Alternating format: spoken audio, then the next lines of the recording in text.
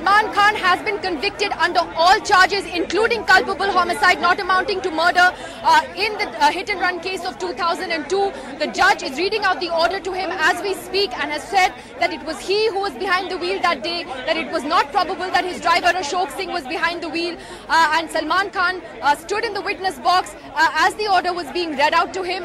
Those proceedings are currently still underway. In fact, the order has come a few minutes earlier than we had expected, because the judge had earlier given a time of 11:15. So the verdict has come fairly quickly, and it's clear that the judge has taken a very, very tough position on this particular case.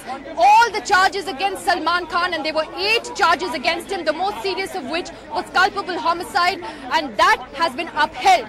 Salman, of course, has the right to go and appeal, but he could be taken into custody straight away after this proceeding is over. Whether or not he is able to get bail right away, whether or not he can get bail, I think that's an important question, because from whatever we've understood, as Nikita was saying, this is a non-bailable offence.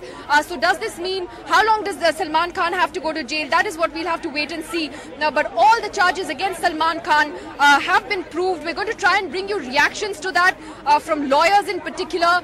If we could try and get some lawyers on the phone right now to understand what happens next. But there are huge implications for this. For Salman Khan, obviously, for his family, and certainly, most importantly, for the victims of what happened that day on the 28th of September in 2002, when his car ran over 5 pavement dwellers, killing one of them and injuring 4 others. They've waited for nearly 13 years for this day. They've waited for so long to have some kind of justice, some kind of verdict in this case, and finally that verdict has come. Initially, when Salman Khan was charged, it was under rash and negligent driving.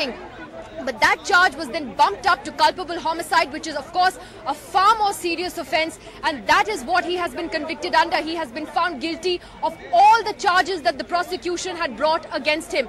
This is a case that saw so many twists and turns. Salman Khan's bodyguard, a police officer who was with him in the car, who later died of TB, of natural causes, he had initially testified and said that Salman was the one behind the wheel, and that he, in fact, was guilty of also fleeing the spot after running over those pavement dwellers.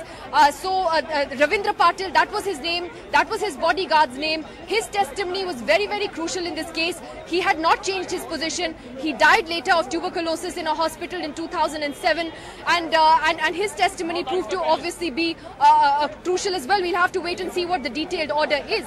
But in another twist, then you had Salman's driver, Ashok Singh, suddenly coming up in court some weeks ago, out of the blue, saying that he was the one behind the wheel and not Salman Khan. But the judge is not buying it. The judge has clearly told Salman Khan today that it was you who was behind the wheel, and it is not probable that it was Ashok Singh who was behind the wheel. That is something that was the defense's key argument.